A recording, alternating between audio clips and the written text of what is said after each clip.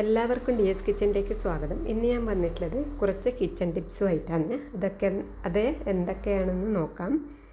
അപ്പോൾ ഇതാ ഞാൻ ആദ്യം തന്നെ നെല്ലിക്ക ഉപ്പിലിടുന്നതാണ് കാണിക്കുന്നത്. അതിനു വേണ്ടി കുറച്ച് വെള്ളം ഞാൻ തിളക്കാൻ വെച്ചിട്ടുണ്ട്. അതിലേക്ക് കല്ലുപ്പാണ് ഇട്ട് കൊടുക്കുന്നത്. പിന്നെ നമ്മൾ കുറച്ച് കാന്താരി ചതച്ചതും കൂടി ഇട്ട് കൊടുത്ത് അതിനുശേഷം നമ്മൾ ഒരു 3 ടേബിൾ സ്പൂണോളം വിനാഗിരിയും കൂടി ഒഴിച്ച് ഒന്ന് നല്ലതുപോലെ തിളച്ച് വരണം. കാന്താരി നല്ലതുപോലെ വെന്ത് വരുന്നത് വരെ തിളക്കട്ടെ. ആ സമയം കൊണ്ട് നമുക്ക് നെല്ലിക്ക തയ്യാറാക്കാം. നെല്ലിക്ക നല്ലതുപോലെ കഴുകി ഉണങ്ങിയതിന് ശേഷം നനവൊന്നുമില്ലാതെ ഒരു വര വെച്ച് കൊടുത്തതാണ് ഇത്. അപ്പോൾ 4 ഭാഗം ഓരോരോ വര വെച്ച് കൊടുക്കണം. എന്നാലാണ് ഉപ്പും എരിവും എല്ലാം അങ്ങോട്ട് പെട്ടെന്ന് ഇറങ്ങിക്കിട്ടും. അതിനുശേഷം നമ്മൾ തിളച്ച വെള്ളം നല്ലതുപോലെ തണുത്തതിന് ശേഷം നന്നായിട്ട് തണുത്ത് വരണം. അതിനുശേഷം നമ്മൾ കാന്താരിയും വെള്ളവും ഈ നെല്ലിക്കയിലോട്ട് നെല്ലിക്ക നികക്കെ വെള്ളം ഒഴിച്ച് കൊടുക്കണം. നിറച്ച് വെള്ളം വേണം. അപ്പോൾ ഇതുപോലെ നിറച്ചു ആക്കിയതിന് ശേഷം മൂടി വെക്കാം. അപ്പോൾ ഇതുപോലെ ഇട്ട് വെച്ചാൽ പൂപ്പലൊന്നും പെട്ടെന്നൊന്നും വരില്ല. നനയാത്ത സ്പൂണ് കൊണ്ട് വേണം ഇതെടുക്കാൻ വേണ്ടി. നെല്ലിക്കയിൽ എടുക്കാൻ വേണ്ടി പ്രത്യേകം തന്നെ സ്പൂണ് എടുക്കുന്നതാണ് നല്ലത്. അടുത്ത ടിപ്പ് മുട്ട പുഴുങ്ങുന്നതാണ്. ഇതെങ്ങനെയാണ് പെർഫെക്റ്റായിട്ട് നമുക്ക് പുഴുങ്ങിയെടുക്കാൻ നോക്കാം. അതിനുവേണ്ടി ഞാനിവിടെ ഒരു പാത്രത്തിൽ വെള്ളം വെച്ചിട്ടുണ്ട്. അതിലേക്ക് മുട്ടയാണ് ഇട്ട് കൊടുത്തിട്ടുള്ളത്. ഇനി നമ്മൾ കല്ലുപ്പാണ് ഇട്ട് കൊടുക്കുന്നത്. നമ്മൾ പൊടിയുപ്പിനേക്കാൾ നല്ലത് കല്ലുപ്പ് തന്നെയാണ്. അപ്പോൾ മുട്ടേൻ്റെ മഞ്ഞ കളറ് മാറാണ്ട് എടുക്കാൻ വേണ്ടിയുള്ള ടിപ്പാണ് എന്ന് പറയുന്നത്. അപ്പോൾ നമ്മൾ തിളച്ച് 2 മിനിറ്റ് കഴിഞ്ഞ ശേഷം അപ്പം തന്നെ ഗ്യാസ് ഓഫ് ചെയ്യണം. അപ്പോൾ ഇതുപോലെ നികക്ക വെള്ളം വെച്ച് കൊടുക്കണം. എന്നാലാണ് മുട്ട നല്ലതുപോലെ പുഴുങ്ങി കിട്ടുക. അപ്പോൾ ഇനി ഇത് തണുക്കുന്നത് വരെ ഈ വെള്ളത്തിൽ തന്നെ ഇതുപോലെ വെക്കണം. അപ്പോൾ നല്ലതുപോലെ വെള്ളം തണുത്തതിന് ശേഷമാണ് നമ്മൾ മുട്ട തോടൊക്കെ കളഞ്ഞ് എടുക്കുന്നത്.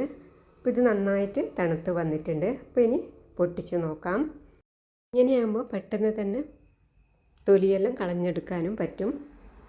അപ്പോൾ ഞാനിത് തൊലിയെല്ലാം കളഞ്ഞെടുത്തതിന് ശേഷം മുറിച്ച് കാണിക്കുന്നുണ്ട്. അതിൻ്റെ ഉള്ളിലെ മഞ്ഞ നല്ല കളറിൽ തന്നെ നമുക്ക് കിട്ടും. അധികം വേവാതെ തന്നെ. അധികം വെന്ത് പോയാലാണ് കുട്ടികളൊന്നും കഴിക്കാതിരിക്കുക. അപ്പോൾ ഞാൻ മുറിച്ച് നോക്കുമ്പോൾ ഇതിൻ്റെ ഉള്ളിൽ ഇങ്ങനെയാണുള്ളത്. അപ്പോൾ നിങ്ങളും ഇതുപോലെ ഒന്ന് ട്രൈ ചെയ്ത് നോക്കിക്കോളൂ കേട്ടോ. കുറച്ച് സമയമുള്ളവർ ഇങ്ങനെ ചെയ്ത് നോക്കുക. അപ്പോൾ മുട്ട ടിപ്സ് കഴിഞ്ഞു. ഇനി അടുത്ത ടിപ്പ് നമ്മളൊരു സോയ റൈസാണ് ഉണ്ടാക്കുന്നത്. അപ്പോൾ ഒരു കുക്കറിലേക്ക് നമ്മൾ 1 ടേബിൾ സ്പൂണോളം വെളിച്ചെണ്ണയും 2 ടീസ്പൂണോളം നെയ്യും ഒഴിച്ചു കൊടുക്കുന്നുണ്ട്. നെയ്യും വെളിച്ചെണ്ണയെല്ലാം ഒന്ന് ചൂടായി വന്നതിന് ശേഷം ഇതിലേക്ക് നമ്മൾ സ്പൈസസ് ആണ് ഇട്ട് കൊടുക്കേണ്ടത്. നമ്മൾ വഴനയില, ഗ്രാമ്പു, ഏലക്കായ, പട്ട ഇതെല്ലാം ഓരോരോ കഷ്ണം, ചെറിയ കഷ്ണം മതി. ഇതെല്ലാം കൂടി ഇട്ട് ഒന്ന് പൊട്ടിച്ചെടുക്കണം. പിന്നെ നമ്മൾ ഇതിലേക്ക് ഇട്ട് കൊടുക്കുന്നത് സവാളയാണ്. ഒരു സവാള ഇട്ട് കൊടുക്കുന്നുണ്ട്. ഒരു പച്ചമുളകും കൂടി ഇട്ട് കൊടുക്കണം. ഇത് ഞാൻ ഉണ്ടമുളകായതുകൊണ്ട് ഒന്ന് മാത്രമേ ഇട്ടിട്ടുള്ളൂ. അത് നല്ല എരിവുള്ളതാണ്. അപ്പോൾ സവാളയും ഇതിലേക്ക് നമ്മൾ ആവശ്യമുള്ള തക്കാളിയും, ഒരു തക്കാളിയാണ് ഞാനിവിടെ ഇട്ട് കൊടുത്തിട്ടുള്ളത്. ഒരു ക്യാരറ്റ് മുറിച്ചത്, ഇതെല്ലാം കൂടി ഇട്ട് കൊടുക്കണം. എന്നിട്ട് റോസ്റ്റ് ചെയ്തെടുക്കാം. അപ്പോൾ നമ്മൾ ഇതിലേക്ക് ഇഞ്ചി വെളുത്തുള്ളി പേസ്റ്റാണ് പിന്നെ ഇട്ട് കൊടുക്കേണ്ടത്. അത് 2 ടീസ്പൂണോളം ഇട്ട് കൊടുക്കുന്നുണ്ട്. ഇഞ്ചി വെളുത്തുള്ളി പേസ്റ്റ് ചേർത്ത് കൊടുത്തതിന് ശേഷം നമ്മൾ ഇതിലേക്ക് ഇട്ട് കൊടുക്കുന്നത് പൊടികളാണ്. 1/4 ടീസ്പൂൺ മഞ്ഞൾപ്പൊടിയും 1 ടീസ്പൂൺ മുളക് പൊടിയും പിന്നെ നമ്മൾ 1/2 ടീസ്പൂണോളം ഗരം മസാലയും 2 ടീസ്പൂണോളം മീറ്റ് മസാലയും കൂടി ഇട്ട് കൊടുക്കുന്നുണ്ട്. ഇതെല്ലാം ഇട്ട് കൊടുത്തതിന് ശേഷം ഒരു 1.5 ടീസ്പൂണോളം മല്ലി പൊടിയും കൂടി ചേർത്ത് കൊടുക്കുന്നുണ്ട്. ഇതും കൂടി ചേർത്ത് കൊടുത്തതിന് ശേഷം എല്ലാം കൂടി ഒന്ന് വഴറ്റിയെടുക്കണം. അതിന് ശേഷമാണ് നമ്മളിതിലേക്ക് സോയയാണ് ഇട്ട് കൊടുക്കുന്നത്. സോയ ഞാൻ കുറച്ച് വെള്ളത്തിൽ കല്ലുപ്പിട്ടിട്ട് ഒന്ന് തിളപ്പിച്ചതിന് ശേഷം പിഴിഞ്ഞെടുത്തതാണ്. നല്ലതുപോലെ പിഴിഞ്ഞെടുക്കണം. അപ്പോൾ ഇതും കൂടി ഇട്ട് കൊടുക്കാം. കല്ലുപ്പിട്ടിട്ട് പുഴുങ്ങിയെടുക്കുമ്പോൾ അതിൻ്റെ ആ ടേസ്റ്റൊന്നും ഉണ്ടാവില്ല. നല്ലതുപോലെ വൃത്തിയായി വരും. അപ്പോൾ ഇതിലേക്ക് മല്ലിയില കൂടി ഇട്ട് കൊടുക്കുന്നുണ്ട്. അതിനുശേഷം നമ്മൾ വൃത്തിയായി കഴുകി വെച്ച കൈമ റൈസാണ് ഇട്ട് കൊടുക്കുന്നത്. അത് 1 കപ്പാണ് എടുത്തിട്ടുള്ളത്. 1 കപ്പിന് നമ്മൾ 1.5 കപ്പ് വെള്ളമാണ് നമ്മൾ ഒഴിച്ച് കൊടുക്കുന്നത്. അതിനുശേഷം എല്ലാം കൂടി ഒന്ന് മിക്സ് ചെയ്യണം. അതിലേക്ക് പാകത്തിന് ഉപ്പും കൂടി ഇട്ട് കൊടുത്ത് ഒരു വിസിൽ വരുന്നത് വരെ വേവിച്ചെടുക്കാം. നിങ്ങളുടെ കുക്കറിൻ്റെ വേവ് അനുസരിച്ചിട്ടാണ് ഇത് വേവിച്ചെടുക്കേണ്ടത്. ഇതിപ്പം വലിയ കുക്കറായതുകൊണ്ട് ഞാൻ ഒരു വിസിൽ മാത്രമേ വരുത്തുന്നുള്ളൂ. തക്കാളിയിൽ നിന്നും ഉള്ളിയിൽ നിന്നും സോയയിൽ നിന്നെല്ലാം വെള്ളം വരും. അതുകൊണ്ട് 1.5 കപ്പ് വെള്ളം മതി. നല്ലതുപോലെ മിക്സ് ചെയ്തെടുക്കാം. അപ്പോൾ നമ്മൾ ആവിയെല്ലാം പോയതിന് ശേഷമാണ് തുറന്നെടുക്കേണ്ടത്. അതിന് ശേഷം നമ്മൾ ഒന്നുകൂടി മൂടി വെച്ചാൽ മതി. അപ്പോൾ പാകമായി കിട്ടും. ഇതിലേക്ക് നമ്മൾ കുറച്ച് ചെറുനാരങ്ങ നീരും കൂടി ഒഴിച്ചു കൊടുക്കുന്നുണ്ട്. അതിന് ശേഷം ഇത് വേവിച്ചെടുക്കാം. ഇപ്പോൾ വിസിൽ വരട്ടെ. അതിന് ശേഷം തുറന്നു നോക്കാം. ഇപ്പോൾ ഇതാ വിസിലെല്ലാം പോയി വന്നിട്ടുണ്ട്.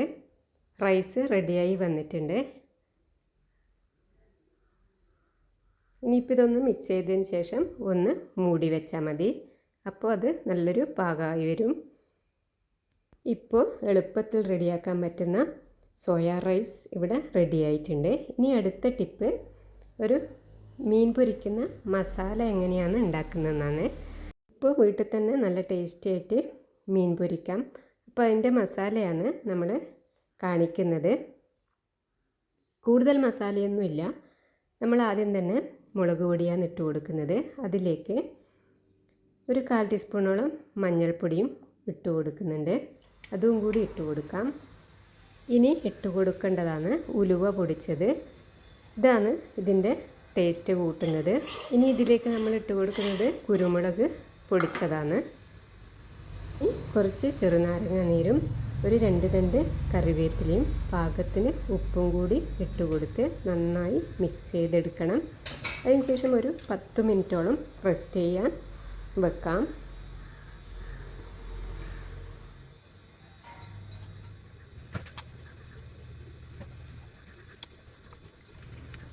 പത്ത് മിനിറ്റ് കഴിഞ്ഞതിന് ശേഷം നമുക്ക് ഫ്രൈ ചെയ്തെടുക്കാം.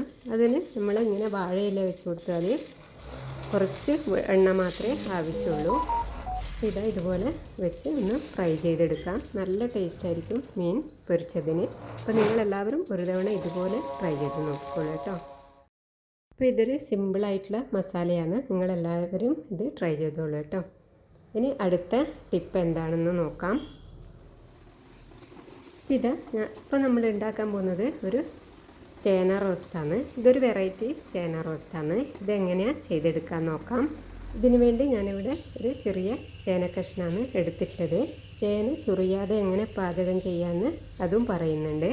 അപ്പോൾ ചേന നമ്മൾ നല്ലതുപോലെ തൊലിയൊക്കെ കളഞ്ഞ് ചെറിയ പീസാക്കി മുറിച്ചെടുക്കണം. അപ്പോൾ ഞാനിത് തൊലിയൊക്കെ കളഞ്ഞെടുത്തിട്ടുണ്ട്. ഇനി ചെറുതായി മുറിച്ചെടുക്കാം. ചെറിയ സ്ക്വയറായിട്ടാണ് നമുക്ക് കിട്ടേണ്ടത് മുറിച്ചെടുത്താൽ ചേന റോസ്റ്റ് ഉണ്ടാക്കാൻ വേണ്ടി.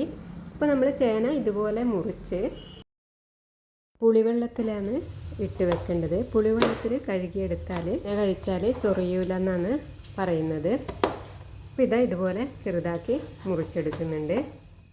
ഇതുപോലെ മുറിച്ച് പുളിവെള്ളത്തിൽ ഇട്ട് കഴുകിയെടുക്കാം. നമ്മൾ ചേന മുറിച്ചാൽ കൈ ചൊറിയാതിരിക്കാൻ വേണ്ടി കുറച്ച് വെളിച്ചെണ്ണയെല്ലാം പുരട്ടിയതിന് ശേഷം കൈ കഴുകിയാൽ മതി. ഇനി ചേന റോസ്റ്റ് ഉണ്ടാക്കാൻ വേണ്ടി ഞാൻ ഒരു ചട്ടിയാണ് എടുത്തിട്ടുള്ളത്. അതിലേക്ക് ഒരു 2.5 ടേബിൾ സ്പൂണോളം വെളിച്ചെണ്ണയാണ് ഒഴിച്ചു കൊടുക്കേണ്ടത്. അതിലേക്ക് 1/4 ടീസ്പൂണോളം കടുകിട്ട് പൊട്ടിച്ചെടുക്കാം. അതൊന്ന് പൊട്ടി വരട്ടെ. അതിനുശേഷം നമ്മളിതിലേക്ക് ചെറുതായി മുറിച്ച സവാളയാണ് ഇട്ട് കൊടുക്കുന്നത്. അത് 1 മിനിറ്റ് നേരം ഒന്ന് വഴറ്റിയെടുക്കണം. അതിൻ്റെ ഒരു സവാളയുടെ ഒരു മണം വരുന്നത് വരെ ഒന്ന് വഴറ്റിയെടുത്താൽ മതി. ചെറുതായി മുറിച്ച ഇഞ്ചി, ഒരു പച്ചമുളകിലേക്ക് ഒരു 5 വെളുത്തുള്ളി ചതച്ചതാണ് ഇട്ട് കൊടുക്കേണ്ടത്. അതും കൂടി ഇട്ട് കൊടുത്ത് കറിവേപ്പിലയും കൂടി ഇട്ട് കൊടുത്തതിന് ശേഷം വീണ്ടും ഒന്ന് വഴറ്റിയെടുക്കാം. ഇതെല്ലാം കൂടി ഒന്ന് വഴന്നു വന്നതിന് ശേഷം ഇതിലേക്ക് പൊടികൾ ഇട്ട് കൊടുക്കാം. 1/4 ടീസ്പൂൺ മഞ്ഞൾപ്പൊടി, 1 ടീസ്പൂണോളം മുളക് പൊടി, 1.5 ടീസ്പൂണോളം മല്ലിപ്പൊടി, 1/2 ടീസ്പൂൺ ഗരം മസാല. ഇതെല്ലാമാണ് നമ്മളിതിലേക്ക് ഇട്ട് കൊടുക്കേണ്ടത്. എല്ലാം കൂടി ഇട്ട് കൊടുത്ത് ഒന്ന് മിക്സാക്കി എടുക്കാം. പൊടികളെല്ലാം ഇട്ട് കൊടുത്തതിന് ശേഷം ഇതിലേക്ക് ആവശ്യമുള്ള ഉപ്പും കൂടി ഇട്ട് കൊടുക്കണം. ഇത് നന്നായിട്ട് ഒന്ന് മിക്സ് ചെയ്തതിന് ശേഷം നമ്മളിതിലേക്ക് വൃത്തിയാക്കി വെച്ച ചേനയാണ് ഇട്ട് കൊടുക്കേണ്ടത്. ചേന ഇട്ട് കൊടുത്തതിന് ശേഷം ഇതിൻ്റെ രുചി കൂട്ടുന്ന തേങ്ങയാണ് ഇത് ഇട്ട് കൊടുക്കുന്നത്. തേങ്ങ കൊത്താണ് ഇത്, ചെറുതായി മുറിച്ചതാണ്. അപ്പോൾ തേങ്ങ ഇതുപോലെ ഇട്ട് കൊടുത്താലാണ് ടേസ്റ്റ് കൂടുന്നത്. തേങ്ങ കൊത്തിട്ട് കൊടുക്കുമ്പം പ്രത്യേക ഒരു ടേസ്റ്റാണ് റോസ്റ്റിന് ഉണ്ടാവുക. അപ്പോൾ ഇതും കൂടി ഇട്ട് കൊടുത്ത് ഇതിലേക്ക് വേവാൻ വേണ്ടി നമ്മൾ 1 ഗ്ലാസ് വെള്ളം ഒഴിച്ച് കൊടുക്കണം. അതിനുശേഷം നല്ലതുപോലെ മിക്സ് ചെയ്ത് ലോ ഫ്ലെയിമിലിട്ട് ചേന വേവിച്ചെടുക്കാം. അപ്പോൾ ഇതൊന്ന് നല്ലതുപോലെ വെന്ത് വരട്ടെ. ഇടയ്ക്കിടയ്ക്ക് നമ്മൾ തുറന്ന് ഇളക്കി അടച്ചു കൊടുത്താൽ മതി. അപ്പോൾ ചേനയൊന്ന് വെന്ത് വരട്ടെ. പകുതി വേവായതിന് ശേഷം നമുക്ക് ഈ മൂടിയൊന്ന് തുറന്ന് വെച്ച് വെള്ളം വറ്റിച്ചെടുത്താൽ മതി. വെള്ളമെല്ലാം നല്ലതുപോലെ വറ്റി വന്നതിന് ശേഷം ലാസ്റ്റ് ഒരു തണ്ട് കറിവേപ്പിലയും കൂടി ഇട്ട് കൊടുക്കാം. അതിനുശേഷം ഗ്യാസ് ഓഫ് ചെയ്യാം. അപ്പോൾ രുചികരമായ ചേന റോസ്റ്റ് ഇവിടെ റെഡിയായി. അപ്പോൾ നിങ്ങളെല്ലാവരും ഇതുപോലെ ഒന്ന് ട്രൈ ചെയ്ത് നോക്കിക്കോളൂ കേട്ടോ. എന്നാൽ അടുത്ത റെസിപ്പിയുമായി അടുത്ത വീഡിയോയിൽ കാണാം.